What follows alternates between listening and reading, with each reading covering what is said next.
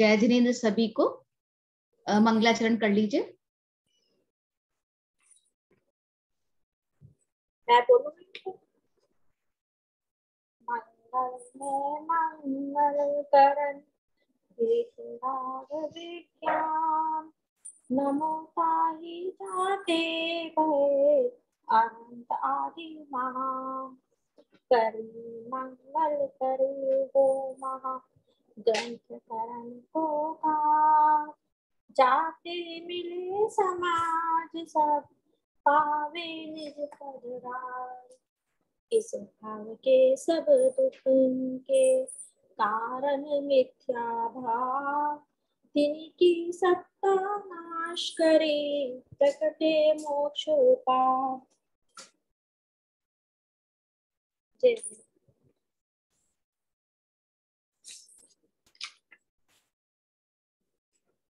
Screen दिख रही है आप लोगों को? जी मैम। हाँ, तो हम लोग चर्चा कर रहे थे मोक्ष मार्ग प्रकाशक ग्रंथ की।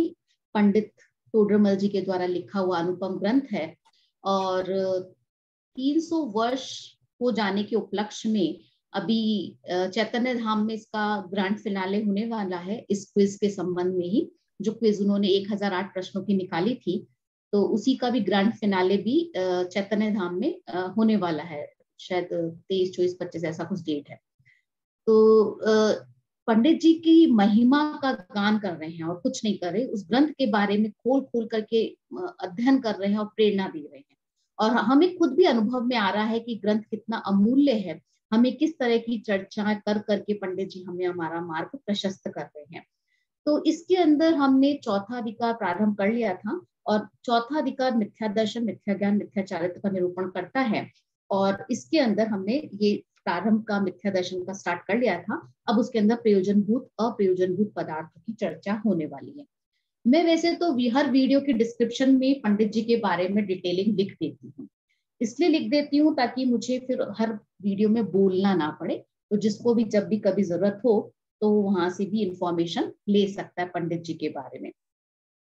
अब ये हमारा आज का टॉपिक है प्रयोजनभूत और अप्रयोजनभूत पदार्थ, पेज 78। ग्रंथ खोल लीजिए।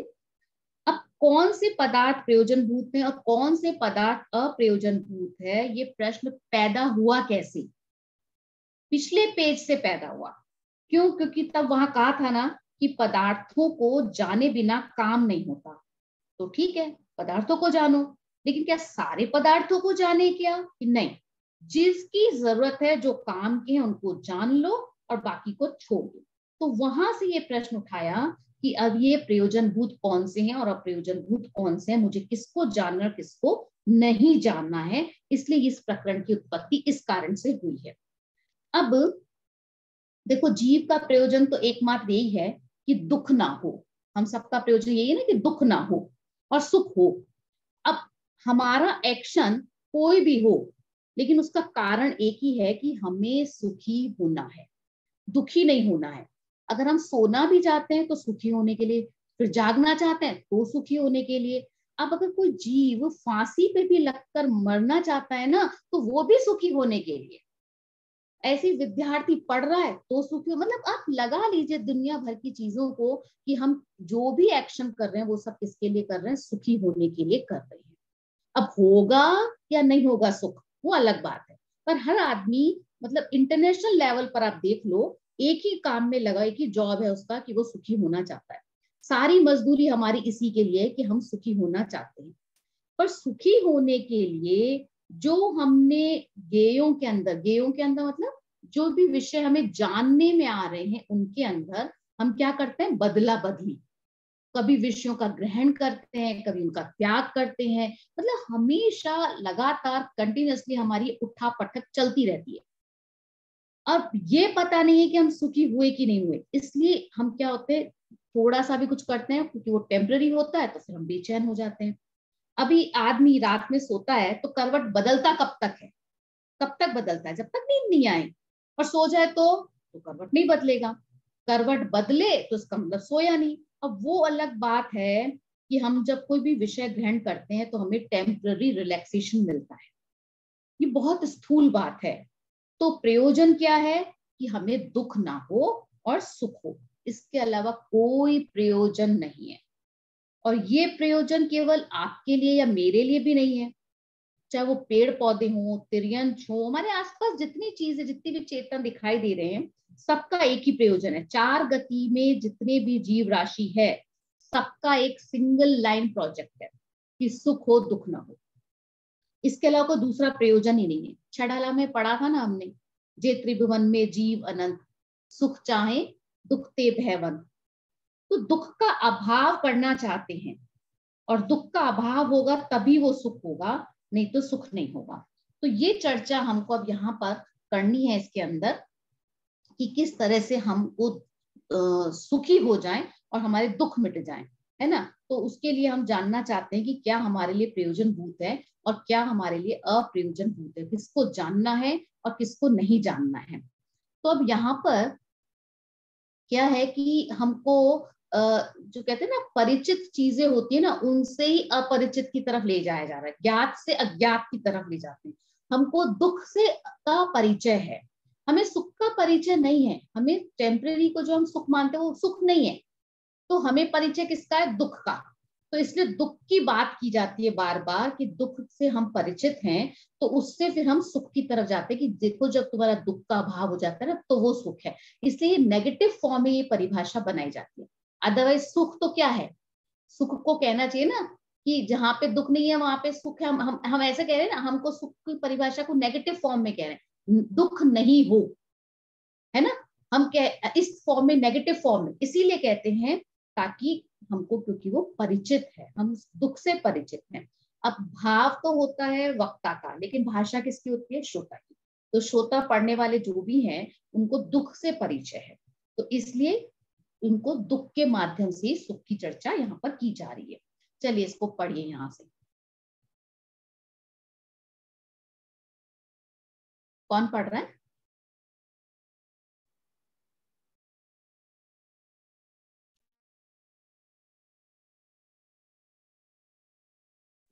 मैम मैं पढ़ती हूँ।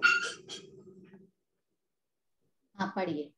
यहाँ कोई पूछे कि प्रयोजनभूत और अप्रयोजनभूत पदार्थ कौन से हैं? समाधान: इस जीव को प्रयोजन तो एक यही है कि दुख ना हो और सुख हो। किसी जीव के अन्य कुछ भी प्रयोजन नहीं है, तथा दुख का ना होना, सुख का होना एक ही है, क्योंकि दुख का अभाव वही सुख है। इस प्रयोजन की सिद्धि जीवादि का सत्य श्रद्धान करने से होती है। कैसे? सो कहते हैं, प्रथम तो दुख दूर करने में बस आप यहीं तक रुकिए, अभी एक एक पैराग्राफ कोई करेंगे। अब यहाँ पे देखिए, ये तो हमको समझ में आ गया कि जीव का प्रयोजन तो है कि दुख ना हो सुख हो, और उसके अलावा दूसरा प्रयोजन नहीं है। यहाँ पे क्या था? इस प्रयोजन की सिद्धि जीवादिक का सत्य श्रद्धान से होती है। सत्य श्रद्धान करने से क्या होगा? जीव का जो हम जितनी भी उठापटक कर रहे हैं ना, उससे नहीं होगा प्रयोजन की सिद्धि, कि व्यापार करने से, शादी करने से, भोजन करने से, ये इससे सुख की सिद्धि नहीं होगी।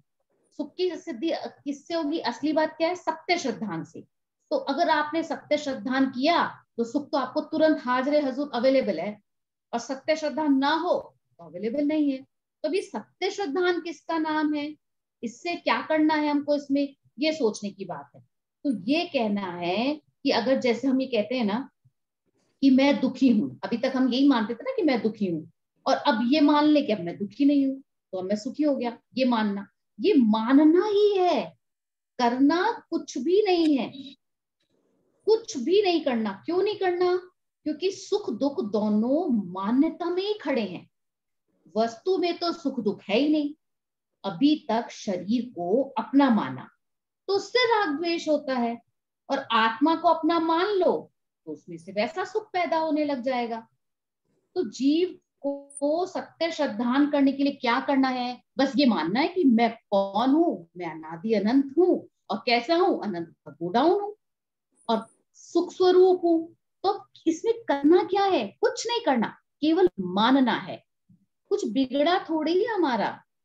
अभी जैसे हमारी कोई चीज खो जाए और हम ढूंढ रहे हो, इधर उधर सब तरफ ढूंढ रहे हैं, और एकदम से अचानक से ख्याल आ जाए, अरे मैंने तो वहां रखी थी। अब व्याकुलता कितनी देर की?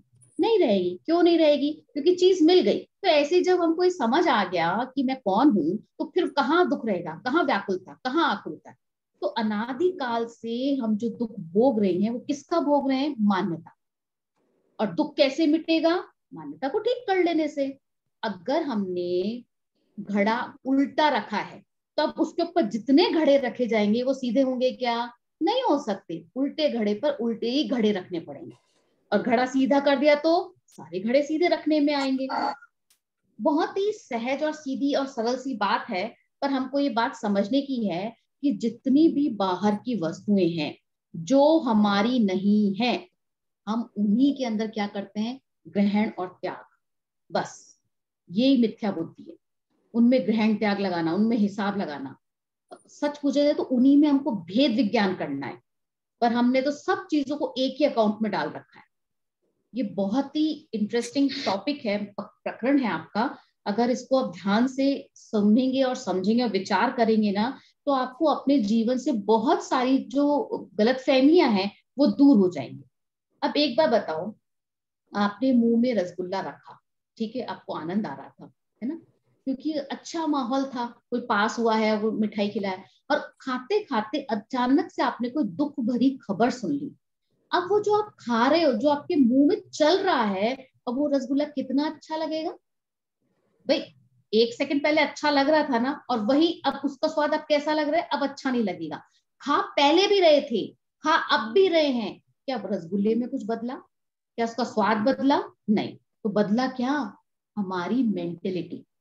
तो सुख दुख की किसमें है, इसको हर चीज में घटाकर देखो, तो ध्यान देने पर हमको पता लगेगा कि हम किससे लड़ते हैं? दुनिया से। लेकिन दुनिया से हमारी लड़ाई होनी ही नहीं चाहिए। मेंटेलिटी का विचार करना है। जितना भी हमारी कहा सुनी जब भी कुछ होती है ना, जहां भी कभी नेगेटिव थॉट्स आते हैं, तो विचार करना, अपनी मेंटेलिटी का विचार करना।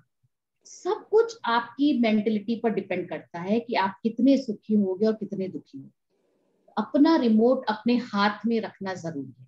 अगर हमने दूसरे के हाथ में दे दिया, तो फिर हम उसी के अनुसार ही सुखी और दुखी होते रहते हैं। तो ये श्रृंखला कभी अंत होने वाली नहीं है। चलिए पढ़ लीजिए आगे। सो कहते हैं, प्रथम तो दुख दूर करने में आपा पर का अवश्य होना चाहिए। यदि आपा पर का ज्ञान नहीं हो तो अपने को पहचाने बिना अपना दुख कैसे दूर करे, अथवा आपा पर को एक जानकर अपना दुख दूर करने के अर्थ पर का उपचार करे तो अपना दुख दूर कैसे हो, अथवा अपने से पर भिन्न है, परंतु यह पर में अहंकार ममकार करे तो उससे दुख ही होता है। आपा पर का ज्ञान होने पर ही दुख दूर होता है, तथा आपा पर का ज्ञान जीव अजीव का ज्ञान होने पर ही होता है, क्योंकि आप स्वयं जीव है और शरीर आदि अजीव है। हाँ, अब यहाँ पर क्या बात कही कि दुख दूर करने में आपा पर का ज्ञान आवश्यक है। आपा पर मतलब स्व और पर। आपा मतलब आप और पर मतलब दूसरा। तो इसका निर्णय हो तो दुख दूर हो। क्यों? क्योंकि सारी दुनिया में दो ही तो चीजें हैं। हर चीज पे घटाकर देख लीजिए। आपको वही बैंड अपने बेटे की शादी में मधुर लगता है, और अगर कॉलोनी में बजे तो अरे यार डिस्टर्ब कर रहा है, बच्चों के एग्जाम है, कैसे पढ़ेंगे। और पहले तो स्व का है, अपने घर की शादी है तो अच्छा लग रहा है, और पर के अंदर है तो बुरा लग रहा है। अभी 10 लक्षण के अंदर हमने पूजा विधान करते हैं, बहुत अच्छे लगते हैं हमको, है ना। हम कुछ भी करें हमें सब अच्छा लगता है। और अगर हमारा पड़ोसी गणेश विसर्जन के लिए बैंड बाजा बजाए, ढोल बजाए, और खूब देर तक नहीं जाए, वहीं खड़ा रहे, कैसा लगता है जब जो जुलूस निकलता है। तो लड़ाई का मूल कारण क्या है? आपा पर का ज्ञान ना होना। अब आपा पर ये क्या है? जीव अजीव। इसमें आ कैसे गया? आपा पर की बात करते समय में जीव अजीव को कैसे ले आए? तो आपा पर अलग वस्तु है क्या? नहीं। क्योंकि आपा पर में जो एक पार्टी है आप, वो जीव है। तो उसको जानना मतलब स्वयं को जानना। और अनादि से जो हम जीव को अजीव मानकर काम कर रहे हैं, तो उस अजीव को जानना, उस पर को जानना। इसलिए अजीव का स्वरूप भी जानना जरूरी है। तो इसलिए यहाँ पर इस तरह से 7 तत्वों की चर्चा की जाएगी कि किस तरह से हमको जीव अजीव को जानना चाहिए, और आगे के जितने भी तत्व हैं उन सबके बारे में एक एक करके चर्चा आएगी। अब यहाँ पर क्या कहा, एक बात और कि कहाँ गया, पर का उपचार करे, है ना, अथवा क्या कहा है, जीव अजीव का ज्ञान होने पर, सॉरी मैं नेक्स्ट पैराग्राफ पे चले गई, आपा पर का ज्ञान होने पर दुख, सॉरी उसके ऊपर है, आपा पर को एक जानकर अपना दुख दूर करने के अर्थ पर का उपचार करे तो अपना दुख दूर कैसे हो। वही वाली बात है कि बीमारी है हाथ में और दवा कहाँ लगा रहे हैं, पैर में, तो कैसे काम चलेगा। तो आप अपने को उपचार कहाँ करना है, इस चीज का निर्णय करना ये पड़ेगा, वरना हम फिर से वापस से वही गलती करते रहेंगे। तो अपने से पर भिन्न है, परंतु पर में अहंकार ममकार करे तो उससे दुख होता है। ठीक है, नेक्स्ट पैराग्राफ ले लीजिए। यदि लक्षण आदि द्वारा जीव अजीव की पहचान हो तो अपनी और पर की भिन्नता भाषित हो, इसलिए जीव अजीव को जानना। अथवा जीव अजीव का ज्ञान होने पर जिन पदार्थों के अन्यथा श्रद्धान से दुख होता था, उनका यथार्थ ज्ञान होने से दुख दूर होता है, इसलिए जीव अजीव को जानना। हाँ, अभी यहाँ पे क्या कहा, लक्षण आदि द्वारा। अब लक्षण की चर्चा हम लोग पहले पढ़ चुके हैं, पहले के सेमेस्टर्स में लक्षण किसे कहते हैं, है ना। तो लक्षण द्वारा जीव अजीव की पहचान करो, उनका स्वरूप जानो। अब जिसमें मेरा ज्ञान दर्शन पाया जाए, है ना, तो वो क्या है, जीव है। अब यहाँ पे हम तत्वों की बात कर रहे हैं, द्रव्यों की नहीं कर रहे। द्रव्य और तत्व में भेद है, कौन बताएगा द्रव्य और तत्व में क्या भेद है। वस्तु का स्वरूप तो मैं तत्व, हाँ, और द्रव्य आत्मा जैसे। अच्छा,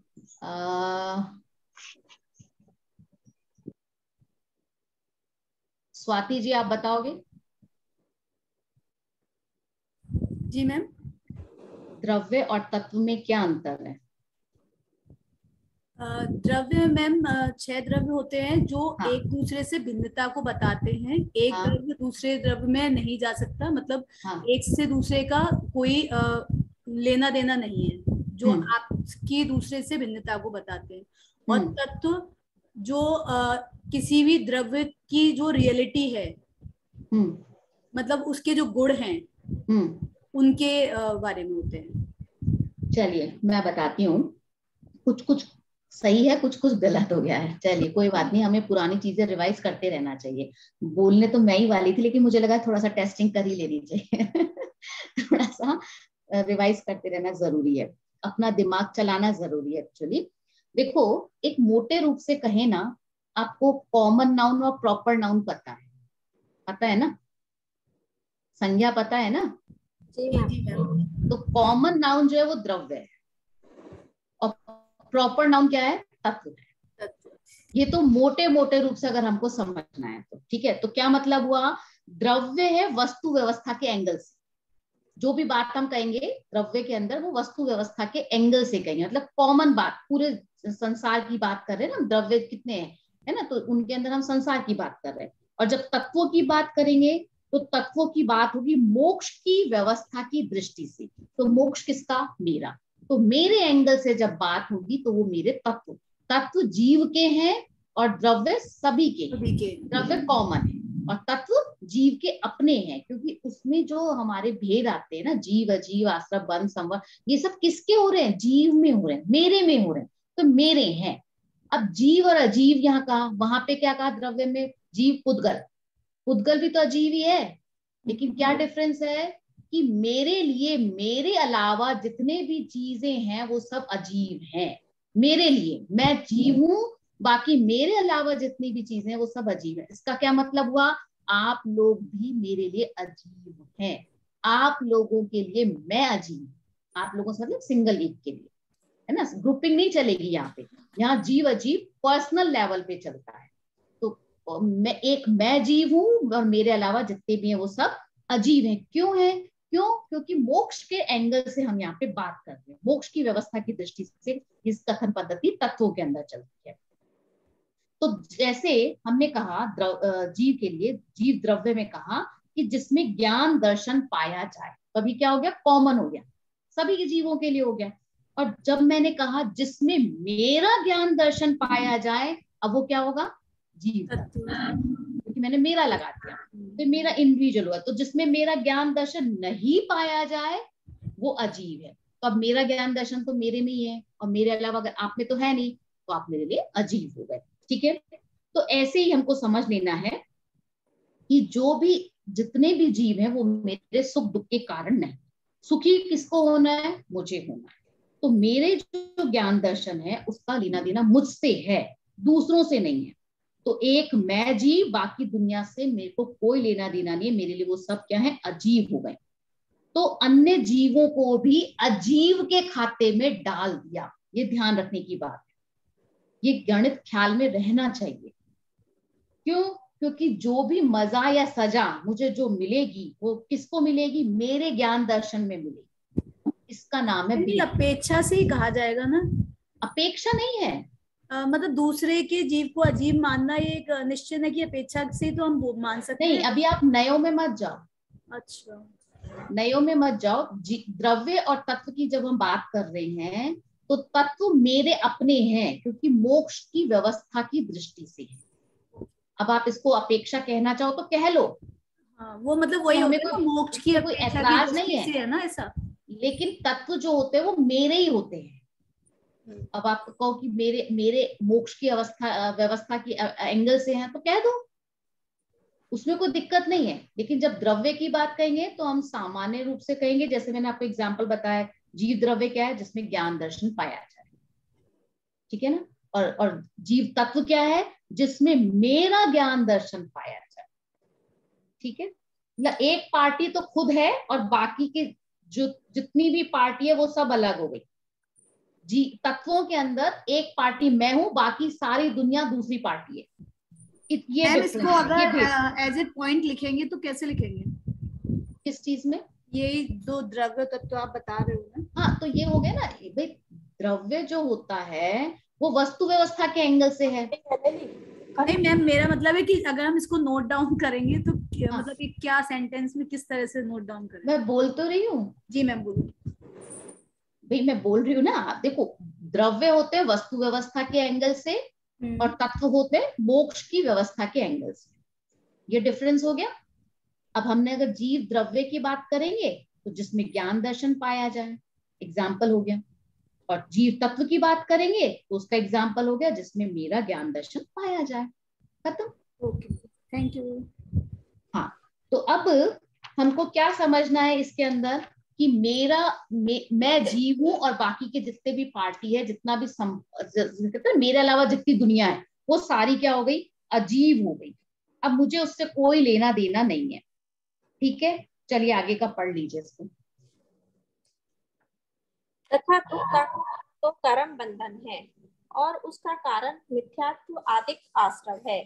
यदि इनको ना पहचाने तो इनको दुख का मूल कारण ना जाने तो इनका अभाव कैसे करे, और इनका अभाव नहीं करे तो कर्म बंधन कैसे नहीं हो, इसलिए दुख ही होता है। अथवा मिथ्यात्व आदिक भाव है सो दुख में है। यदि उन्हें ज्यों का त्यों नहीं जाने तो उनका अभाव नहीं करे, तब दुखी ही रहे। इसलिए आश्रय को जानना। अब यहाँ पर आश्रव तत्व के बारे में बता रहे हैं कि इसकी इंपॉर्टेंस क्या है, इस तत्व की जरूरत क्या है हमें, है ना। अब यहाँ पे लिखा मिथ्यात्व आदिक आश्रव है। तो मिथ्यात्व आदिक आश्रव कहने से क्या मतलब है, आप ये चीजें पढ़ चुके हैं पहले, कि मिथ्यात्व, प्रमाद, अविरति, कषाय और योग, ये सब आश्रव के भेद पड़े हुए ना। तो ये सभी, इन सबको लेना है, ये सब आश्रव है, खाली मिथ्यात्व नहीं है आश्रव। मिथ्यात्व, प्रमाद, अविरति, कषाय और योग, इन सबको लेना। लेकिन कब तक लेना है, ये देखो, राजा है तो सब कुछ है, और राजा नहीं है तो कुछ है ही नहीं, उस राज्य का कोई लेना देना नहीं है। तो ये इसी तरह से अगर मिथ्यात्व है तो सारी चीजें, प्रमाद भी है, अविरति भी है, कषाय भी है, योग भी है। और मिथ्यात्व नहीं है तो इनमें से कुछ भी नहीं रहेगा। तो इसलिए इनको हमको जानना जरूरी है। पर समस्या क्या है कि हमने आज तक बीमारी के नाम पर मिथ्यात्व को देखा ही नहीं है। हमने ये समझा ही नहीं कि मैं कषाय भाव से दुखी हूं। कब विचार किया ये? हमने तो दुखी होना किससे माना है, संयोगों से माना है, और अपने को सुखी होना भी संयोगों से ही माना है। तो हमारी अब तक इस ओर दृष्टि ही नहीं गई। जबकि यहाँ पे क्या कह रहे हैं पंडित जी कि दुख का कारण तो कषाय है, दुख का कारण तो मिथ्यात्व है, दुख का कारण तो अविरति है, दुख का कारण तो प्रमाद है। इस तरह से सबको लगा लेना, पर हम उसको देखने ही नहीं चाहते। और इन सब के लिए, इन सब के कारण हमको आश्रव तत्व का ज्ञान करना जरूरी है, क्योंकि आश्रव दुख के कारण है। लिखा था ना छाडाला के अंदर दौलत राम जी ने, आश्रव दुखकार घनेरे, घनेरे आश्रव दुखकार घनेरे बुद्धिवंत तिन्हे निर्वेरे, कि बुद्धिमान लोग उनको छोड़ देते हैं ये जान करके कि आश्रव दुख के कारण है, दुख देने वाले हैं। अब देखो, हमें कोई कर्म उदय में आया, ठीक है, अब द्रव्य कर्म उदय में आया, पर ये नियम नहीं है कि भाव कर्म भी वैसा ही उदय में आएगा। क्यों? क्योंकि एग्जिट पॉइंट, कर्मों के निकलने का जो पॉइंट है वो भाव कर्म है। कोई द्रव्य कर्म उदय में आए और जीव उनके उदय में कोई परिणाम ना करे, तो वो कर्म आकर के भी कुछ नहीं कर सकता, वो बंध का कारण ही नहीं बनता। कई बार मैं आपको कहती हूँ ना ये वाली बात कि कर्म तो आएंगे, है ना, औदैहिक कर्म, औदैहिक भाव है तो वो आएंगे, कर्म आया, लेकिन अगर आपने उससे अटैचमेंट किया, राग किया, तो कर्म बंद हो जाएगा, और द्वेष किया तो भी कर्म बंद हो जाएगा। और आपने समता भाव रख ली तो निर्जरा हो जाएगी, वो कर्म कुछ कर ही नहीं सकता। तो यह हमको ये समझना है कि हमको फिर समता कैसे लानी चाहिए। ये कहना तो बहुत आसान है कि साहब न्यूट्रल रह जाओ, कैसे रहेंगे न्यूट्रल? तो ये विचार आना कि मैं आत्मा हूं, ये सब मुझसे भिन्न है, मेरे अंदर इनका कोई इफेक्ट आता ही नहीं है। अब जब ये इफेक्ट नहीं है इन लोगों का मेरे ऊपर, तो मैं क्यों डिस्टर्ब हूं? मेरे डिस्टर्ब होने की कहाँ नीड है? अब 7वें अध्याय के अंदर भी पेज 243 पर भी पंडित जी चर्चा करने वाले हैं, क्योंकि आगे फिर वापस से भूलों के बारे में करेंगे ना, तो वहां पे बहुत अच्छी चर्चा उन्होंने वहां पे की है कि सम्यक दृष्टि पर द्रव्य को बुरा नहीं जानते। हमको किसी चीज को अच्छा या बुरा नहीं जानना है, क्योंकि दुख होता कहाँ है? जब हम बुरा मानते हैं, और सुख होता कहाँ है? जब हम अच्छा मानते हैं। तो वस्तु में तो सुख दुख है नहीं, तो वो चीजें मानना बंद कर दोगे तो प्रॉब्लम ही नहीं है। तो वस्तु का विचार करना होगा। लेकिन हमारी सारी लड़ाई किसमें? ये चीज घटिया है, ये बढ़िया है, इसको छोड़ दो, इसको ले लो, उसको ले लो। पर वस्तु में अच्छापना बुरापना देखना ही बुरा है, यही बुरा है। वस्तु तो वस्तु है, वो ना अच्छी है और ना बुरी है, लेकिन हमारी जो दृष्टि है ना उसको अच्छा बुरा देखने की, वो बुरी है। और इसका नाम है आश्रव, और इसलिए हमको आश्रव तत्व का ज्ञान होना जरूरी है। और अगर ये ज्ञान ना होना तो हमारी आश्रव तत्व की भूल रह जाती है। तो यहाँ जो मिथ्यात्व आदिक के अंदर, आदिक तो मैंने बताया, और मिथ्यात्व क्या है? गलत मान्यता, किसी भी चीज के बारे में गलत श्रद्धान होना, जो चीज जैसी नहीं है वैसी मान लेना। बस दुख का कारण तो यही है, सारी दुनिया का झगड़ा यही है, कंफ्यूजन ही यही है कि जो आदमी जैसा नहीं है उसको मान लेते हैं तो दुख होता है। अब भाई पति जैसा नहीं है वैसा मान लो तो किस बात की लड़ाई? लेकिन हम क्या चाहते हैं? हम तो हमारी मान्यता के हिसाब से चाहते हैं, तो झगड़ा होता है। तो जिसे कहते हैं ना 80-90% तो झगड़े ये मिथ्या मान्यताओं के कारण ही है, मिथ्यात्व के कारण ही है। तो आश्रव का भी मूल कारण क्या है? मिथ्यात्व है। अब यहाँ आगे पंडित जी ने कहा है ना, यदि उन्हें ज्यों का त्यों नहीं जाने। ज्यों का त्यों नहीं जाने का मतलब, एक द्रव्य दूसरे द्रव्य का कर्ता नहीं है, ये सिद्धांत है, ये समझ लो। और उसका मिथ्यापना क्या है? एक द्रव्य दूसरे द्रव्य का कर्ता है। अब आज तक ये जीव दुखी क्यों है? उसको एक गलत श्रद्धा, वो क्या मानता है कि एक द्रव्य दूसरे द्रव्य का कर्ता है। और जब तक वो ये नहीं मानेगा एक द्रव्य दूसरे द्रव्य का कर्ता नहीं है, वो सुखी नहीं हो सकता। आप इसको अप्लाई करके देखिए लाइफ के अंदर, एक दिन बैठ जाइए कि आज मुझे ये अप्लाई करना है कि एक द्रव्य दूसरे द्रव्य का कुछ नहीं करता। आपको बहुत सारी चीजें ख्याल में आना शुरू हो जाएंगी। अब पहले जब हम संसार में अभी हम हैं तो हम क्या करते हैं? विषयों को ग्रहण करते हैं, विषयों को ही ग्रहण करते हैं ना, इंद्रियों के जो विषय होते हैं। क्यों? क्योंकि हम ये जानते हैं कि ये विषय अच्छे हैं, और जब थोड़ा सा फिर वैराग्य हो जाए तो हम उन विषयों को छोड़ देते हैं, ये विषय बुरे हैं। अब पहले विषयों को अच्छा जानकर ग्रहण किया, ये भी उल्टी मान्यता, और अब उन विषयों को बुरा जानकर छोड़ा, ये भी उल्टी मान्यता है। ध्यान दीजिएगा, विषय तो छूट गए लेकिन जो उसको लाभ मिलना चाहिए था ना, वो नहीं मिला।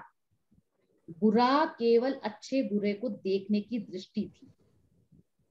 तो पहले हम विषयों को ग्रहण करते थे क्योंकि हमें पता था कि स्त्री पुत्र मकान दुकान जायदाद सब मेरे हैं, और अब हमें वैराग्य हो गया तो हम क्या कहने लगे, ये तो ठगों की टोली है ना। ऐसा दिमाग में आना शुरू हो जाता है जब हम भावनाएं पढ़ते हैं और इतना विचार करते हैं। अरे ये सब दुखकार घनेरे, ये सब फर्जी हैं, ये दुख के कारण है, इनको छोड़ दो। हम ऐसी बातें करना शुरू कर देते हैं, है ना। लेकिन पहले राग समझ करके उनको ग्रहण कर रहे थे, अब बुरा समझ करके उनका त्याग है। और करना क्या था, बुद्धि को बदलना था, छोड़ना नहीं था। छोड़ना कहाँ से था, मान्यता में।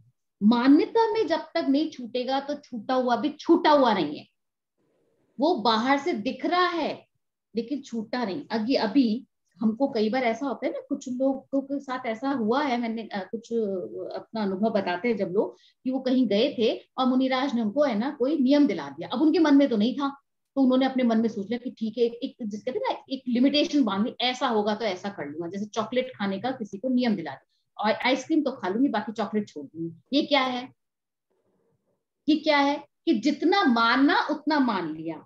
अब पर मान्यता में तो समझ में आया नहीं, तो मान्यता में तो छोड़ा नहीं, बाहर से छोड़ दिया है, तो इसलिए ये आपने गली निकाली है। तो मान्यता में पहले छूटना चाहिए। जो भी चीज है, चीज अच्छी या बुरी नहीं है, हमें किसी चीज को ना हटाना है ना ग्रहण करना है, सिर्फ क्या छोड़ना है, राग द्वेष की बुद्धि को छोड़ना है। तो ये कैसे छोड़ी जाएगी भाई, राग द्वेष की बुद्धि जो है वो वस्तु स्वरूप के विचार से ही छूटेगी। और वस्तु स्वरूप का विचार कैसा है, सिंपल सी बात है, एक द्रव्य दूसरे द्रव्य का कुछ नहीं करता। अब आश्रव को क्यों जानना है, इसके लिए जानना है। ये जो मिथ्यात्वादी जो हमारे भाव हैं उनको हटाने के लिए, ये दुखकार है। तो अगर इनको हम नहीं जानेंगे तो इनका अभाव कैसे होगा। अगर हमको सुखी होना है तो क्या करना है, ये जैसे है, जो भी चीज वस्तु जैसी है उसको ज्यों का त्यों जान लो, बस इतना सही करना है। और किसी को हमने ग्रहण नहीं किया, जब ग्रहण नहीं किया तो त्यागेंगे कैसे। तो ग्रहण त्याग क्या है, व्यवहार की बात है। बताइए, जब आत्मा अनटच है तो ग्रहण कहाँ से कर रहा है, नहीं कर रहा ना। वो व्यवहार में हम कहते हैं, है ना। क्यों, क्योंकि हम शरीर के साथ आत्मा को देखते हैं इससे। तो बाहर संयोग है और ग्रहण त्याग कहाँ है, बुद्धि में है। तो बुद्धि में ही ग्रहण त्याग को खत्म करना है। ठीक है, चलिए आगे पढ़ लीजिए इसको। तथा समस्त कारण बंधन है, यदि उसे ना जाने तो उससे मुक्त होने का उपाय नहीं करे, तब उसके निमित्त से दुखी हो। इसीलिए बंध को जानना। बस यहीं तक ही। देखिए, बंध की चर्चा की है, अब कितना सिंपल। तो इसमें क्या एक्सप्लेन करना है, समस्त दुख का कारण कर्म बंधन है, सबको पता है। यदि उसे ना जाने तो उससे मुक्त होने का उपाय नहीं करे, इसमें भी कुछ बात ही नहीं जिसको एक्सप्लेन किया जाए। तथा तब इसके निमित्त से दुखी हो, इससे बंध को जानना। अब इसमें क्या प्रॉब्लम है जिसको कि हम एक्सप्लेन करें। और भाव भाषण हुआ है क्या, ख्याल में बात आ रही है क्या, नहीं आ रही है, हम सिर्फ पढ़ रहे हैं। देखो, जिस कारण से आश्रव को जानना जरूरी है ना, उसी कारण से बंध को भी जानना जरूरी है। मतलब क्या हुआ, वो मिथ्यात्व विरति का शाय प्रमाद ये इन सब का काम है बंध के अंदर। क्यों, क्योंकि उनसे आश्रव होता है। तो उसी कारण से आश्रव के साथ ही उन्हीं कारणों से बंध को भी जानना जरूरी है। क्यों, क्योंकि आश्रव से बंध है, और आश्रव ना हो तो बंध भी ना हो। सिंपल सी बात है। अभी हम पढ़ के आ चुके हैं ये सब चीजें, प्रकृति प्रदेश स्थिति अनुभाग, ये 4 प्रकार के बंध है ना। हमने टोडरमल जी के माध्यम से ही पढ़े है ना। ये तो ये कर्म में हो रहे हैं। तो भाई कर्म में हो रहे हैं तो हमको इनसे क्या लेना देना, क्या हम इनके कर्ता है, नहीं। जीव भाव का आश्रय लेकर के, जिसे कहते हैं ना, वो होते हैं। और जीव भाव क्या है, जीव भाव का बंध क्या है कि उसमें आनंद की भावना, आनंद की भावना वो बंध है, उसका नाम है बंध। कि किसी चीज के अंदर जो हम आनंद लेते हैं, देखो जो परिणाम हमारे हो रहे हैं, है ना, उनके अंदर क्या समझना, ये मेरे लिए बढ़िया है, ये मेरे लिए बुरा है ना, इसका नाम बंध है। भाव बंद है। उसमें भाव बंद कब होता है? जब आनंद की अनुभूति हो रही है ना। अगर हम कर्मों को राशन पानी आता कहाँ से है? कहाँ से आता है? अरे जब हम परद्रव्य के अंदर एकत्व ममत्व करते हैं, एकत्व ममत्व के अलावा जो कर्तृत्व भोक्तृत्व कर लेते हैं, 4 प्रकार की बुद्धियां कर लेते हैं, और फिर परद्रव्यों की वांछा करते हैं, इससे राशन पानी मिलता है कर्मों को। और उनमें ताकत कहाँ से आती है? मिथ्यात्व के कारण से आती है। तो जो हमारी, जैसे कहते हैं ना कि कषायों के जो परिणाम है, उनके अंदर हमारा जो रमणता है, उसमें जो हम रम जाते हैं, उनमें जो अफेक्शन हो जाता है, वो बंध है। अगर हम उसको छोड़ें तो बंध निपट जाए, पर हम क्या करते हैं? उसमें आनंद मानते हैं। ये भाव बंध, द्रव्य बंध, हम हमारे दृष्टि क्या जाती है? प्रकृति प्रदेश स्थिति बंध वाले द्रव्य बंध पर चले जाते हैं।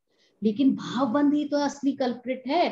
देखो, औदैहिक भाव है, औदैहिक भाव मतलब जो उदय में आ रहे हैं, उनमें आनंद है, ये मानना, ये है असली भाव बंध।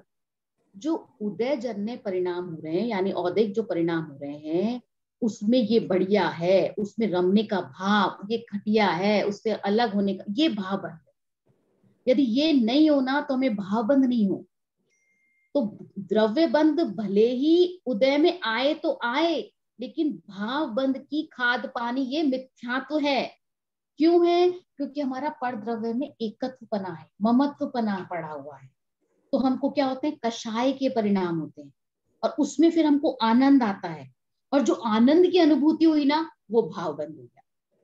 तो सुख के परिणाम में सुख की अनुभूति, दुख के परिणाम में दुख की अनुभूति, ये दोनों क्या है? इन्वॉल्वमेंट कैसे है? ये इन्वॉल्वमेंट मतलब उसमें घुस जाना, इन्वॉल्व हो जाना, ये भाव बंध है। तो अभी तक हमने भाव बंध को द्रव्य बंध के एंगल से ही देख रहे थे। हम खाली द्रव्य बंध देख रहे थे, भाव बंध देख ही नहीं रहे थे। खाली प्रकृति प्रदेश स्थिति अनुभाग पर विचार करते कि ये इसमें बदल गया, ये उसमें चला गया, ये ऐसा हो गया।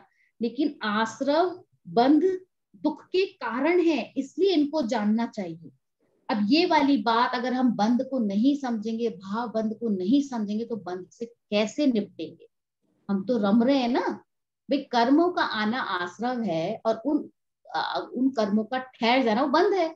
तो हमारे कहाँ से आ रहे हैं? जो हम कषाय कर रहे हैं, कषायों के अंदर फिर हम सुखी दुखी हो रहे हैं, वो हमारा भाव बंध है। अब आगे चर्चा आएगी संवर्ण निर्जरा मोक्ष की। अब इनको क्यों जानना चाहिए? क्योंकि ये सुख के कारण है। अभी तक तो दुख के कारणों की चर्चा चल रही थी। बस संवर्ण निर्जरा मोक्ष में इतना ही जानना है कि सुख के कारण है। ठीक है, चलिए आगे को पढ़ लीजिए।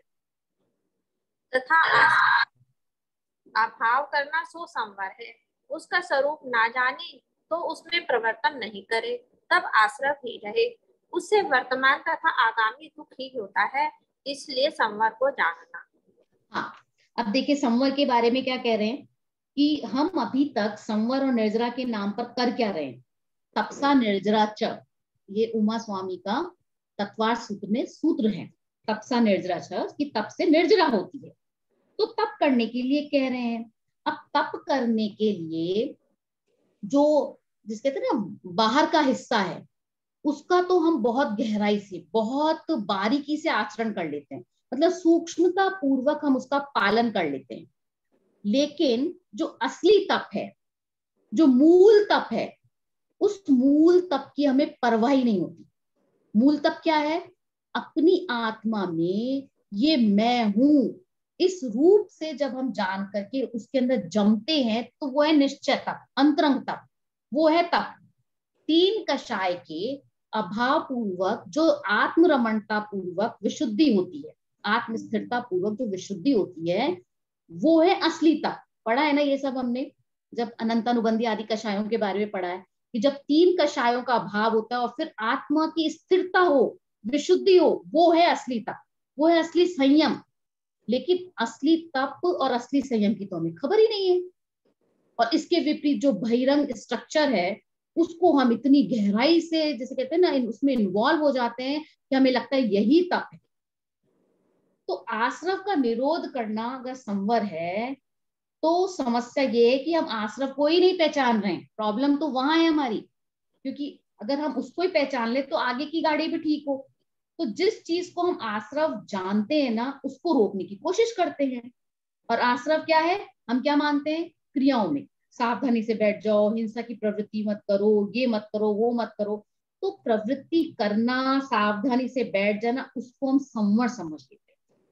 पर ये संवर नहीं है। संवर है क्या, संवर है आत्म रमणता रूप परिणाम। संवर है तीन कषाय चौकड़ी के अभाव रूप से उत्पन्न हुए जो विशुद्धता, या दो कषाय चौकड़ी के अभाव से उत्पन्न हुई विशुद्धता, या एक कषाय चौकड़ी के अभाव से उत्पन्न हुई शुद्धता। पर हमको क्या समझ में आता है, हमें उल्टी तरह से समझ में आता है। जो शुद्धता की दशा है उसकी तो हमको पहचान ही नहीं है। तो जब तक किसी चीज के अगर हम असली स्वरूप को नहीं जानेंगे तो उसको दूर करेंगे कैसे। तो इसलिए संवर को जानना भी जरूरी है। आश्रव क्या था, आश्रव कषाय परिणति, और कषाय परिणति को हम आश्रव जानते ही नहीं है। प्रॉब्लम हमारी वहां है। हम कितने लोग जानते हैं, कितना हमने लास्ट टाइम भी ये चर्चा की थी कि क्रोध को कषाय जान लेते हैं, लेकिन लोभ मोह माया और जितनी 9 कषाय उनको हम कहाँ कषाय जानते हैं, नहीं जानते ना। तो हम उसको मानते ही नहीं है। तो इसलिए स्वरूप को समझना जरूरी है। स्वरूप को समझेंगे तो ही दुख दूर होगा। आगे पढ़ लीजिए निर्जरा को। तथा कथन किंचित कर्म बंध का अभाव करना उसका नाम निर्जरा है। यदि उसे ना जाने तो उसकी प्रवृत्ति का उद्यमी नहीं हो तब सर्वथा बंध ही रहे, जिससे दुखी होता है। इसलिए निर्जरा को जानना। हाँ, अब यहाँ पे किंचित वर्ड लिखा है, कथनचित किंचित कर्म बंध का। किंचित क्यों कहा, क्योंकि निर्जरा पूरे कर्मों के अभाव रूप नहीं है। कुछ स्टॉक तो चला गया, लेकिन कुछ स्टॉक अभी कर्मों का बाकी है। इस अवस्था का नाम निर्जरा है। अब ये तो कर्म के एंगल से हुई, और अगर शुद्धि के एंगल से देखें तो पूरी शुद्धि नहीं हुई, कुछ निर्मलता है और कुछ अशुद्धि है। तो जो निर्मलता है वह क्या है, निर्जरा, और जो अशुद्धि है वह क्या है, आश्रव। इसलिए किंचित शब्द यहाँ पर पंडित जी ने लगाया है कि किंचित कर्म बंध का अभाव करना उसका नाम निर्जरा है। अब जो बात हमने संवर के बारे में कही है वही सारी बातें हमको एज इट इज निर्जरा में लगा देंगे, क्योंकि दोनों का नेचर एक ही जाति है।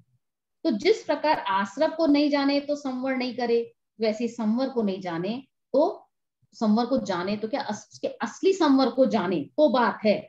और संवर को नहीं जानेगा तो बंध को भी नहीं जानेगा, और निर्जरा को भी नहीं जानेगा तो फिर निर्जरा के स्वरूप को कैसे जानेगा।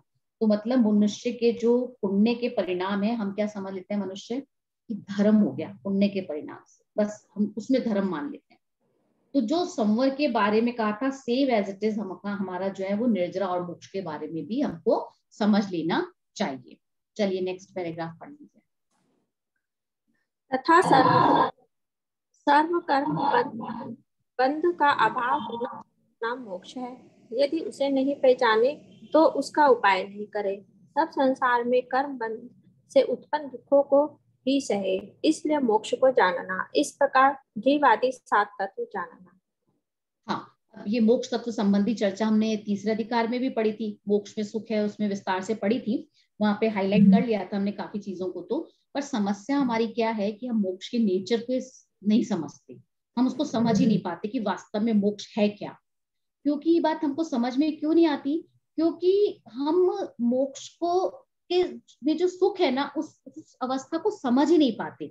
हम क्या कहते हैं, मोक्ष एक सुख रूप अवस्था है, लेकिन वो सुख कैसा है उसकी भाव भासना हमें नहीं होती है। क्यों नहीं होती है, क्योंकि मोक्ष का सुख और संसार का सुख दोनों क्या है, भिन्न भिन्न जाति के। अब हमको तो चूंकि संसार के जो विषय जन्य दुख सुख है हमें तो उनकी खबर है, हम तो उनको सुख मान लेते हैं। तो हमको ये अतीन्द्रिय सुख का भाव भाषण कैसे हो, तो इसका कोई रोड मैप हमारे दिमाग में क्या खड़ा नहीं होता कि मोक्ष में सुख कैसा है। बस हम कह देते हैं कि भाई आगम में भी लिखा है कि भला है मोक्ष, इसलिए हम भी कह देते हैं। पर मोक्ष संबंधी जो भूल है वो तब तक नहीं मिलेगी, दूर होगी हमारी, निकलेगी नहीं जब तक कि हमारे अंदर वो आनंद स्टार्ट नहीं होगा, सम्यक दर्शन नहीं होगा, मतलब आत्मा की अनुभूति नहीं होगी, सम्यक दर्शन नहीं होगा, तो हमको उस अतीन्द्रिय आनंद का स्वाद नहीं आएगा, उसकी भावभासना नहीं होगी। तो क्या करें, तो इन सब का निर्णय तो भाई हम आगम से ही कर सकते हैं। आगम के आश्रय से ही होगा, क्योंकि इसके अलावा हमारे पास कोई दूसरा रास्ता ही नहीं है। आगम से क्या निर्णय करना होगा कि मोक्ष सुख की जाति भिन्न प्रकार की है। जैसे सपोज हमने कोई स्वीट खाया, रसगुल्ला खाया, गुलाब जामुन खाया, जो मर्जी लगा लो, तो उसका जो स्वाद है तो हम क्या कहेंगे, मोक्ष में शायद उससे दुगुना तिगुना 1000 गुना करोड़ गुना अधिक होता होगा। हम ऐसी भाव भासना करेंगे और क्या करेंगे, लेकिन नहीं कर सकते। तो दोनों की जाति अलग है, मोक्ष सुख की जाति अलग है, संसार सुख की जाति अलग है, दोनों में तुलना ही नहीं है। क्योंकि संसार तो कषाय के व्यापार का नाम और मोक्ष कषाय के अभाव का नाम है, तो कैसे उनमें तुलना करेंगे, उसमें कोई कंपैरिजन ही नहीं है।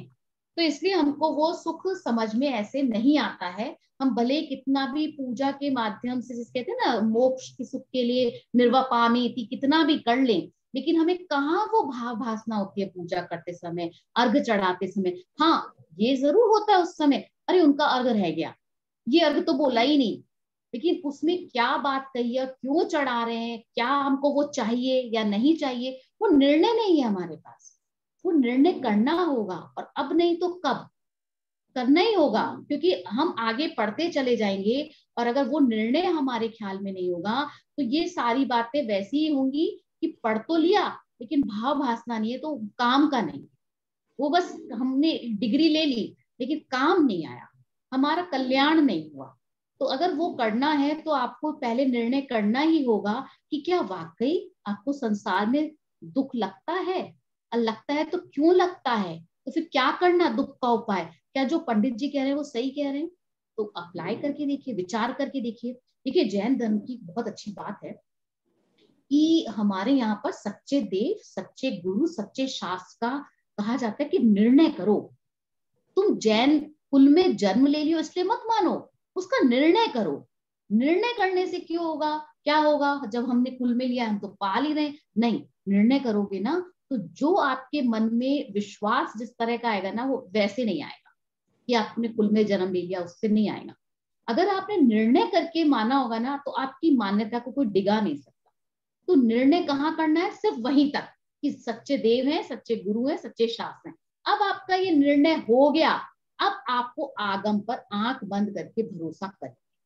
क्यों, क्योंकि आपको निर्णय है ना, केवली की बात है, सर्वज्ञ की बात है, सर्वज्ञ ने सब कुछ देखा है, सब कुछ जाना है, वो बता रहे हैं।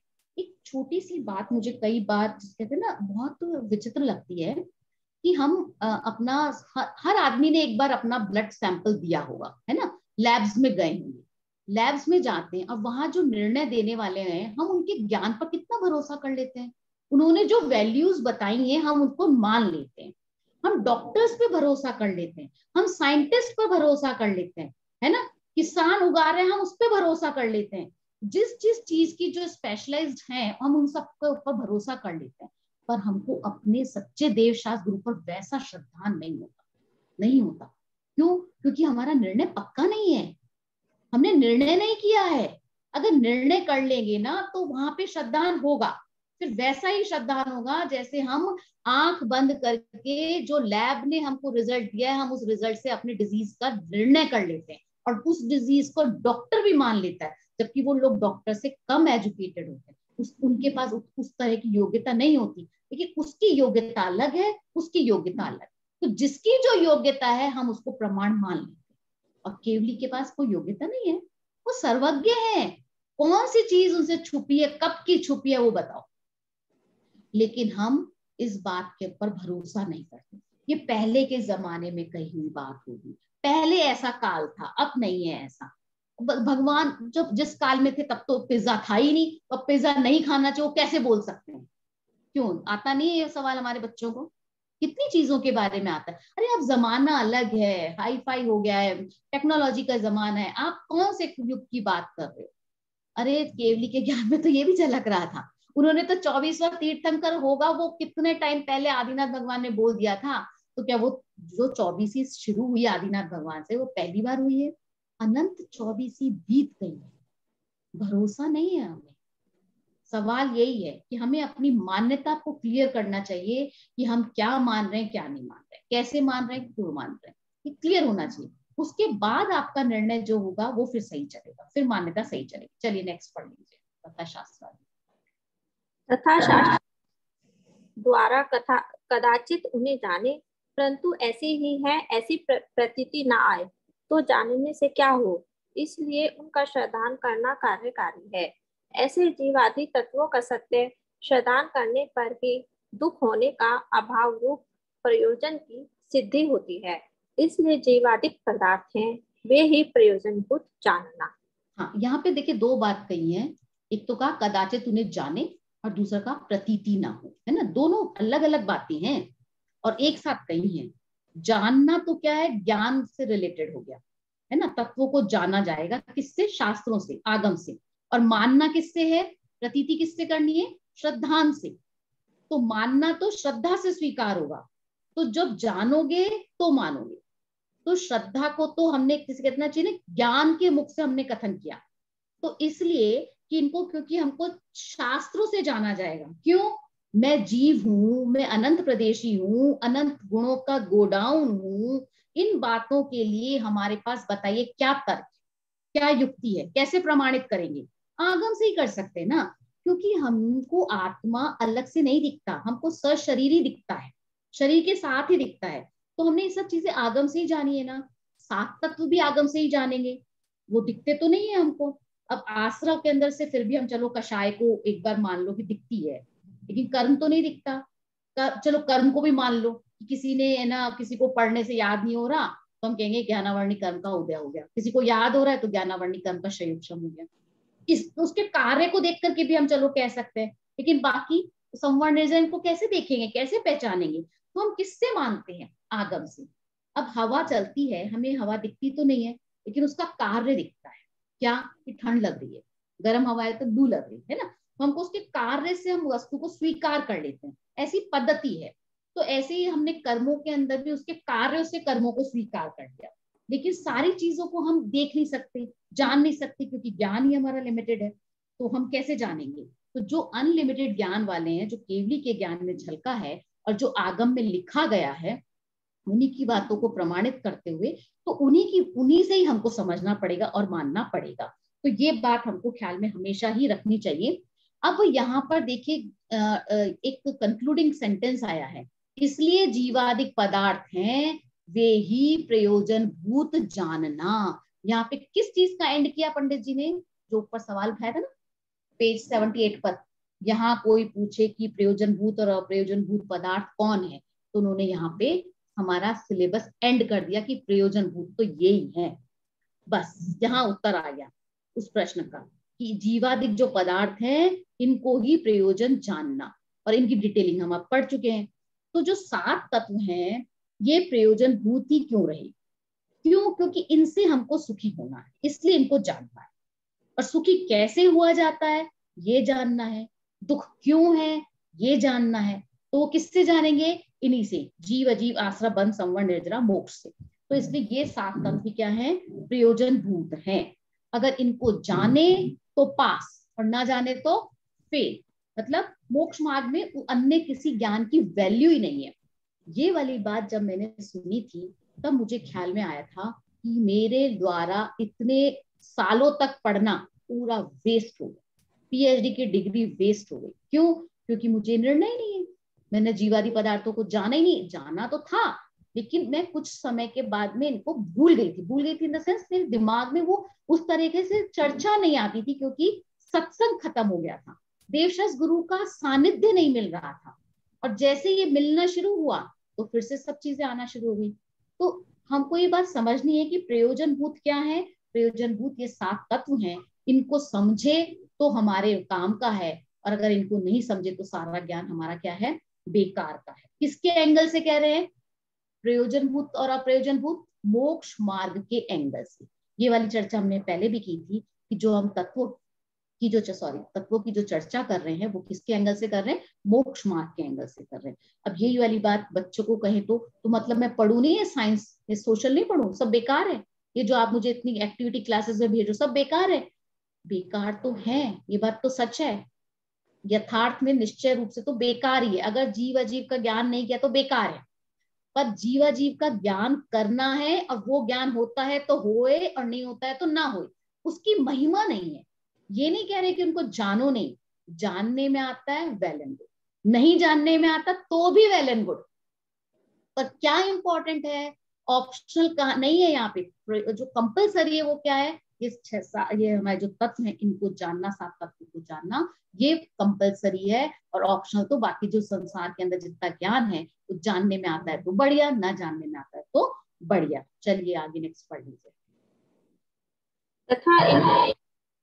तथा इनके विशेष भेद पुण्य पाप आदि रूप हैं, उनका भी श्रद्धान प्रयोजन भूत है, क्योंकि सामान्य से विशेष बलवान है।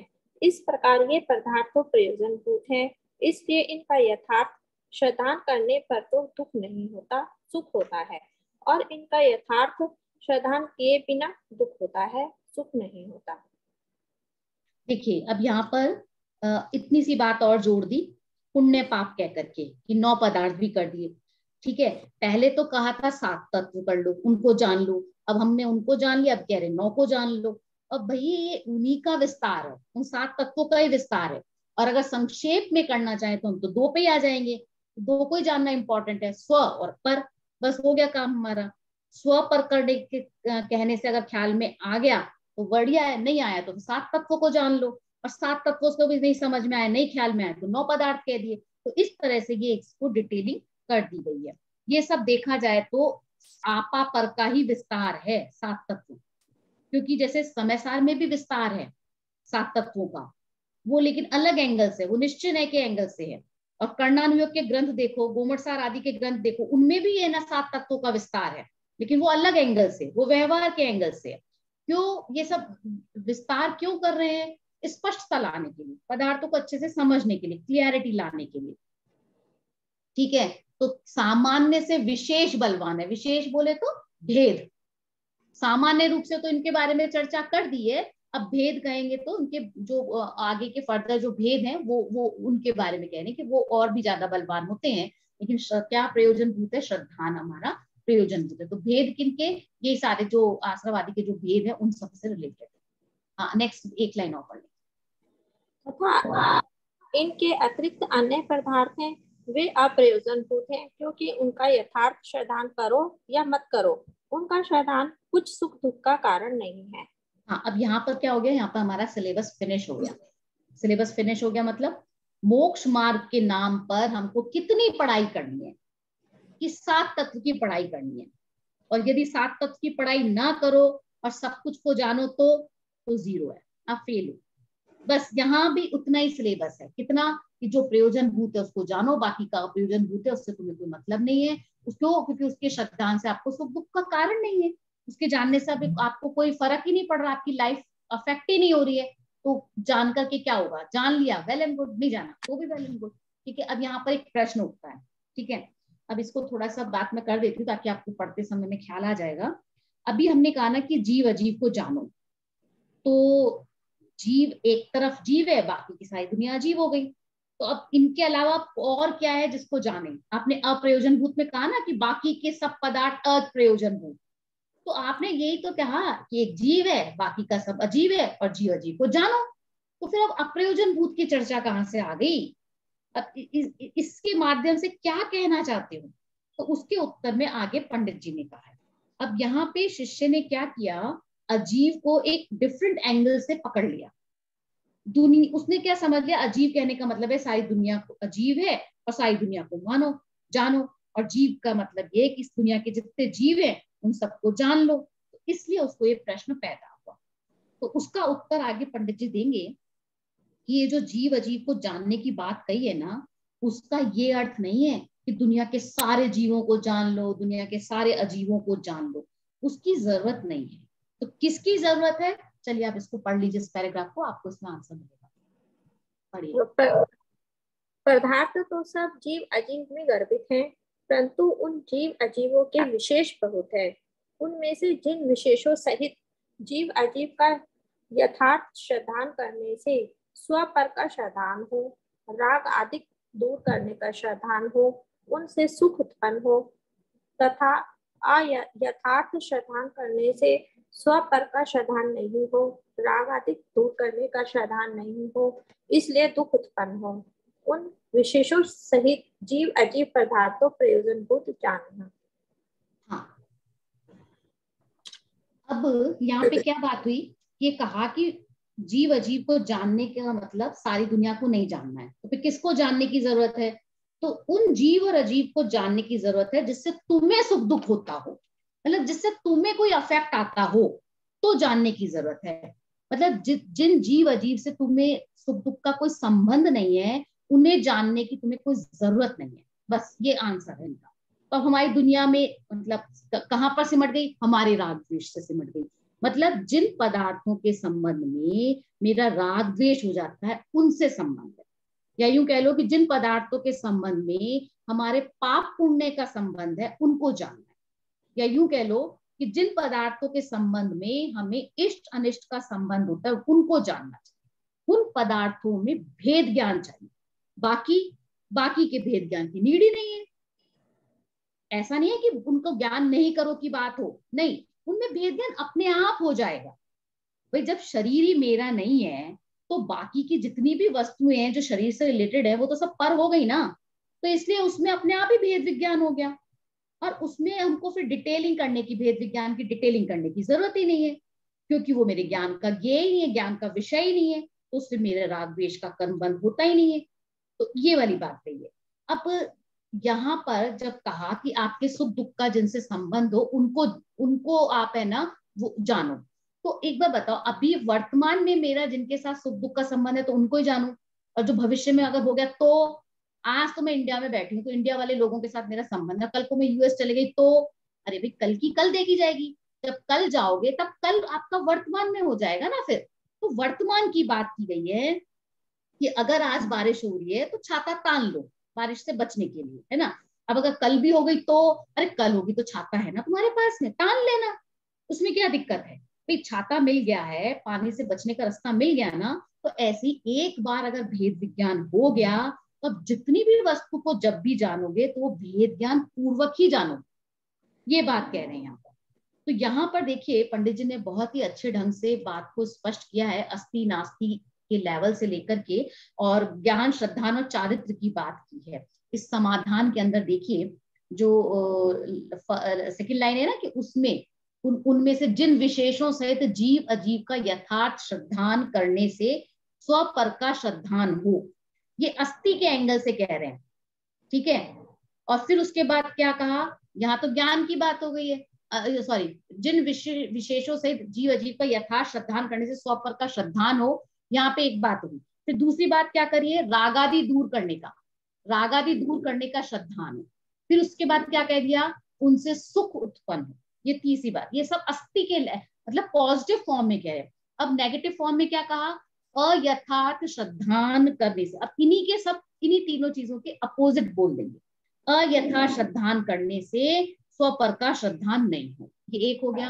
दूसरा क्या हो गया, रागादिक दूर करने का श्रद्धान नहीं हो। और तीसरा क्या हो गया, इसलिए दुख उत्पन्न हो। यहाँ कहा था ना उनसे सुख उत्पन्न हो, तो यहाँ तीसरा क्या हो गया, नेगेटिव फॉर्म में दुख उत्पन्न हो। तो इस प्रकार से इन विशेषों से जीव अजीव पदार्थ को प्रयोजनभूत जानना। ठीक है, चलिए पढ़ लीजिए आगे। तथा सहित जीव अजीव का यथार्थ श्रद्धान करने या ना करने से स्वपर का श्रद्धान हो या ना हो, तथा रागादिक दूर करने का श्रद्धान हो या ना हो, कोई नियम नहीं है। उन विशेषों सहित जीव अजीव पदार्थ अप्रयोजनभूत जानना। हाँ पढ़ दीजिए, पूरा पढ़ दीजिए। जैसे जीव और शरीर का चैतन्य, मूर्तत्व आदि विशेषों से श्रद्धान करना तो प्रयोजनभूत है, और मनुष्य आदि पर्यायों का तथा घट पट आदि का अवस्था आकार आदि विशेष से श्रद्धान करना अप्रयोजनभूत है। इसी प्रकार अन्य जानना। इस प्रकार कहे गए जो प्रयोजनभूत जीवादिक तत्व, उनके अयथार्थ श्रद्धान का नाम मिथ्या दर्शन जानना। हाँ, अब यहाँ ऊपर जो विशेष कहा ना, विशेष का मतलब क्या है, भेद। मतलब जीव अजीव तो कॉमन बात कह दी, अब उनके भेद जो है वो विशेष हैं। तो अब कितनों को जानना और कितनों को नहीं जानना, भाई तुम्हारा जिसके साथ रोटी पानी का संबंध है उनको जान लेना, और जिनसे रोटी पानी का संबंध नहीं है उनको मत जानना। अब जैसे कोई ऑफिस में अकाउंट्स का काम देखता हो, ठीक है, अब वो अकाउंट्स का काम तो देखे नहीं, सेल्स डिपार्टमेंट का काम देखे, और फिर रिपोर्ट में कहे कि सेल्स में इतना इतना हुआ है, इतना इतना मैंने देखा है, तो भाई तुमने अकाउंट में क्या देखा कि वो तो मैं भूल गया, अब क्या कहेंगे इसको, मूर्ख है कि नहीं है। भाई तुम्हें जो नंबर मिलेंगे, तुम्हें जो प्रमोशन मिलेगा, वो सेल्स डिपार्टमेंट की रिपोर्ट से नहीं मिलेगा, तुम्हें अकाउंट्स की रिपोर्ट से मिलेगा। तो प्रयोजन भूत को जानो और अप्रयोजन भूत को जानने नहीं जानते हो तो कोई फर्क नहीं है। क्यों? क्योंकि अप्रयोजन भूत को जानने से वह हमारा प्रयोजन भूत को बल्कि डिस्टर्ब कर देता है। प्रॉब्लम वहां आ जाती है जब हम अप्रयोजन भूत में लगते हैं, हमारा टाइम चला जाता है। टाइम तो हमारे पास लिमिटेड ही है ना, तो वो हमारा टाइम वेस्ट हो जाता है जब हम अप्रयोजन भूत को जानते हैं। तो अभी प्रश्न था ना उस शिष्य का कि कितनों को जानूं, तो कहा कि जिन जीवों का संबंध तुम्हारे सुख दुख से है उनको जानना और बाकी को मत जानना। तो जिन विशेषों से रही, मतलब भेद ज्ञान के एंगल से बात कही है यहाँ पर, और बाकी ऐसी नहीं गई है कि जिनका मतलब भेद ज्ञान का संबंध जिनसे हो उनको जानो और जिनका नहीं हो उनको मत जानो। तो दुनिया सिमट गई ना। अब जिनके बारे में मिथ्या ज्ञान है उनको जानो, शरीर को जानो। क्यों? क्योंकि उसके बारे में हमको मिथ्या ज्ञान है। क्या मिथ्या ज्ञान है? कि शरीर तो अजीब है, लेकिन हम उसको जीव मान लेते हैं। तो अब चाहे XYZ कोई भी आदमी हो, उसको जानो ना जानो, उससे मेरे सुख दुख का कोई संबंध नहीं है। तो प्रयोजनभूत पदार्थों का दायरा बहुत सिमट गया, बहुत कम हो गया। तो शिष्य क्या समझ रहा था कि सब कुछ को जानना पड़ेगा, लेकिन बात क्या थी कि सिर्फ अपने प्रयोजनभूत को जान लो। तो यहाँ हमको ध्यान रखना है कि हमको जो भेद विज्ञान करना है वो किसमें करना है? शरीर और जीव के अंदर करना है। अन्य भेदों से हमें कोई मतलब नहीं है कि जो यहाँ पे कहा ना मनुष्यादि पर्यायों को, मनुष्यादि पर्यायों को मतलब मनुष्य के जो भेद है विस्तार से, जो हम जैसे वनस्पतियों के भेद है, उनके भव कितने हैं, उनकी आयु कितनी है, जो डिटेलिंग है उन सब से हमको इतना कोई फर्क पड़ने वाला नहीं है। अब देखिए, ये हमको विवक्षा समझनी पड़ेगी। अब कोई यहाँ पर ये कहे कि तुम ये कह रहे हो कि इनके भेदों को नहीं जानो, तो कर्णानुयोग तो सारा भेदों से ही तो भरा पड़ा है, तो क्या उसको नहीं जाने क्या है? फिर हम क्या इन द्रव्यानुयोग के ग्रंथों को ही जाने क्या? नहीं। अगर कोई द्रव्यानुयोग का पक्षपाती होगा तो वो तो बहुत खुश हो जाएगा कि चलो मेरे को तो वो समझ में नहीं आते थे, याद भी नहीं रहते थे कर्णानुयोग की चीजें, वो भेद प्रभेद, अब उनको बिना जाने मेरा काम हो सकता है, तो बस मैं तो आत्मा को जानू, मेरा काम हो गया, बढ़िया बात है, खुश हो गया। और कर्णानुयोग वाला, उसका पक्षपाती क्या कहेगा? ये क्या बात हुई, आत्मा ही आत्मा को जानो, कल भी यही जानो, आज भी यही जानो, परसों भी यही जानो, फिर ये क्या बात है, फिर इन ग्रंथों का क्या होगा? नहीं भाई, विवक्षा समझनी पड़ेगी। हर एक चीज की एक अपेक्षा है, हर एक चीज की एक विवक्षा है। चारों ही अनुयोग इंपॉर्टेंट है, लेकिन किस समय किसको पढ़ना, किसके लिए पढ़ना जरूरी है, वो इंपॉर्टेंट है। अगर आपकी बुद्धि विशेष है, आपका संयोगक्षम अच्छा है, आपकी मेमोरी अच्छी है, तो कर्णानुयोग का अध्ययन करना चाहिए। लेकिन अगर आपको याद ही नहीं रहता हो, तो अब आप है ना उसको पढ़ने जाओगे और आप है ना उससे व्याकुल हो जाओगे, अरे याद ही नहीं रहते, पता नहीं क्या कितनी तो भेद प्रभेद है, कुछ समझ में ही नहीं आता क्या कहना चाह रहे हैं, कुछ ख्याल में ही नहीं रहता। तो इतना व्याकुल होने की नीड नहीं है। इम्पोर्टेंट क्या है, हमने देखा है कि जो मुनिराज थे, शिवभूति मुनिराज, उनको इतना सही ज्ञान था, तुष्माश भिन्नम, कि तुष अलग है, बीज छिलका अलग है और धान अलग है, इतना ज्ञान हो गया उनका, स्वर मोक्ष हो गया। तो हमको इम्पोर्टेंट क्या है? जानना तो स्व पर को ही है। इसका मतलब ये नहीं है कि हम बाकी को नहीं जाने, जानो, लेकिन इम्पोर्टेंट क्या है? ये उनको जाना और अपने को नहीं जाना तो काम करना, वो तो जानना ही पड़ेगा। और हमारे यहाँ पे अनुयोगों की शैली ऐसी है कि अंत में तो सब कुछ ले जाकर के आत्मा के ऊपर ही घटा देती, कितने भी भेद प्रभेद बताएं, चाहे प्रथमानुयोग हो, चाहे कर्णानुयोग हो, चाहे चरणानुयोग हो, द्रव्यानुयोग तो है ही, लेकिन सब अंत में आत्मा पे आ जाता है, क्योंकि वही हमारा प्रयोजन है। प्रयोजन को बिल्कुल अपनी आंखों से ओझल मत होने दीजिए। हमारा क्या प्रयोजन है? हमारा प्रयोजन कोई सर्टिफिकेट लेना है, कोई मेडल लेना है, क्या है? हमारा प्रयोजन है कि हम जीवादि तत्वों को यथार्थ रूप से जाने, और जान करके क्या होगा? अपने मिथ्या दर्शन को दूर करें। अपने मिथ्या दर्शन को दूर करेंगे तो हमारा कल्याण होगा और हमको निराकुल सुख प्राप्त करने की ओर हम अग्रसर होंगे। तो वो प्रयोजन हमको हमेशा ही याद रखना है और हम सब अपने उस प्रयोजन को प्राप्त करें। ऐसी मंगल भावना से मैं आज की क्लास को ही एंड करती हूँ, मतलब लेक्चर एंड करती हूँ। किसी को कोई प्रश्न है?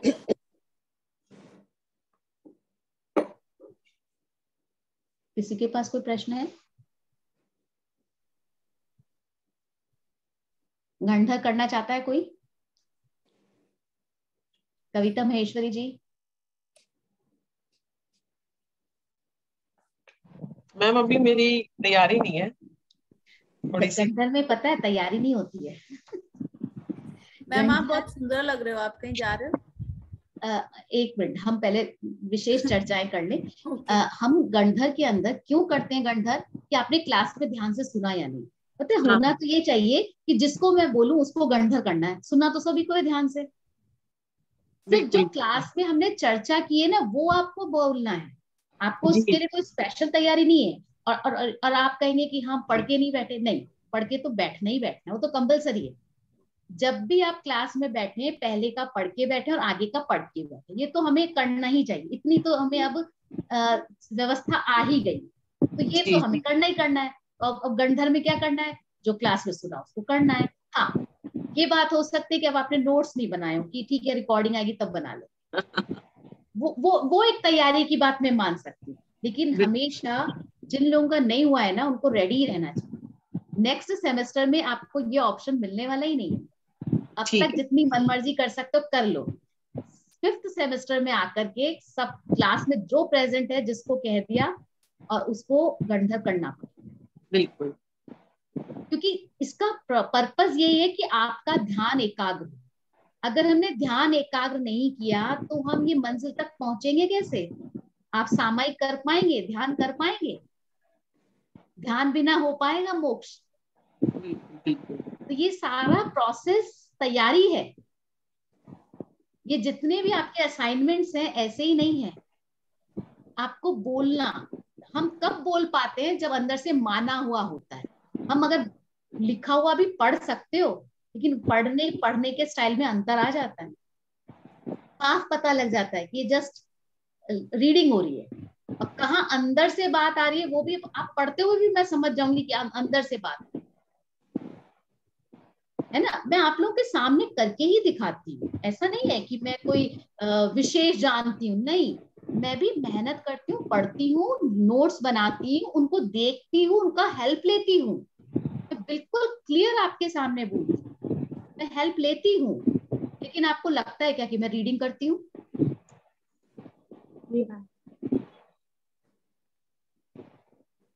करती हूँ, रीडिंग भी करती हूँ कभी कभी, ऐसा नहीं है कि नहीं करती। जहां मुझे तत्व की बात कहनी होती है और एज इट इज प्रेजेंट करनी होती है, मैं उसमें फेरफार नहीं करना चाहती। मैं करती भी हूँ, ऐसा नहीं है। लेकिन अंदर से वो एक्सेप्टेंस के साथ बात निकलती है, ऐसे नहीं निकलती, उस पर चिंतन होता है। तो इससे चिंतन बहुत जरूरी है, पढ़ना भी जरूरी है और चिंतन भी जरूरी है। इतना आपके अंदर गहराई आ जाएगी कि अभी क्या होता है, हम सिर्फ सुनते हैं ना, वो चिंतन नहीं चलता, हमारा अटेंशन सुनने पे होता है। और गंधर जिस दिन होता है उस दिन लिखने पे होता है। हम एक साथ दो काम नहीं कर सकते ना, दो इंद्रियां काम नहीं कर सकती है, सबको ही पता है। लेकिन जब हमारा ये ध्यान बढ़ जाएगा ना, तो हम सुनते सुनते ध्यान में जाएंगे। न लिखने की जरूरत है, न कुछ बात दूसरी आएगी ही नहीं। बस जो कहा जा रहा है वो सीधा अंदर आता जाएगा, चिंतन चलता जाएगा साथ साथ। वो लेवल आ जाता है हमारा 5th ईयर तक, जब आपको खुद को ही पढ़ाना होता है, हमें सुनना होता है। वो लेवल जब तक हम स्टेप आगे नहीं बढ़ाएंगे कैसे आएगा, अगर उसी स्टेप पे रह जाएंगे तो? ठीक है ना। तो इसलिए नेक्स्ट सेमेस्टर में थोड़ा सा सिस्टम चेंज हो जाएगा, जिसको कहा जाएगा उसी को गंधर करना होगा। तो जितनी प्रैक्टिस करनी है इस सेमेस्टर में कर लो, जितने गंधर देने दे लो। मैं तो हर बार मार्किंग कर दूंगी, जो सबसे बेस्ट होगा वो दे दूंगी, क्योंकि मैं तो 10 out of 10, 20 out of 20, 30 out of 30 ही देना चाहती हूँ। क्योंकि उसमें कैलकुलेशन का प्रॉब्लम नहीं, इधर उधर देखने का जरूरत नहीं, आंख बंद करो सबके 30 लिख दो, बेस्ट है ना। क्योंकि ये मार्किंग में सबसे बुरी बात होती है। चलिए, अभी किसी को कहानी के बारे में बताना है, आप कुछ भी कहो। कोई है रेडी बोलने के लिए? शायद किसी ने भी नाम नहीं दिया था। आप लोगों ने पढ़ी है क्या कहानी? नहीं मैम, किसी ने भी नहीं पढ़ी कहानी? आप इसको अब इस बार करना चाहते हो कि अगली बार करना चाहते हो? मैम नेक्स्ट टाइम जैसा आप लोग कहेंगे। क्योंकि मुझे खुशी हो रही है कि मेरी क्लास तो टाइम से खत्म होने वाली है। थोड़ा सा 15 मिनट्स का है लेकिन चलेगा, कहाँ आधा घंटा 1 घंटा है तो बेटर है ना। ठीक है, चलिए मैं रिकॉर्डिंग को ऑफ कर देती हूँ, और किसी को गणधर करना हो तो वो गणधर मुझे रिकॉर्ड करके भेज दे, क्योंकि ये अच्छा टॉपिक है, इस पे चिंतन होना चाहिए, चिंतन करिए। ठीक है, कोशिश करिए, जिन लोगों का नहीं हुआ है तो वो दे दें, क्योंकि जितना जल्दी इससे फ्री होंगे अच्छा रहेगा। आने वाले टाइम में आपका काम बढ़ने वाला है, तो इसलिए टाइम से इस चीज को खत्म कर लीजिए। मैं रिकॉर्डिंग ऑफ कर रही हूँ।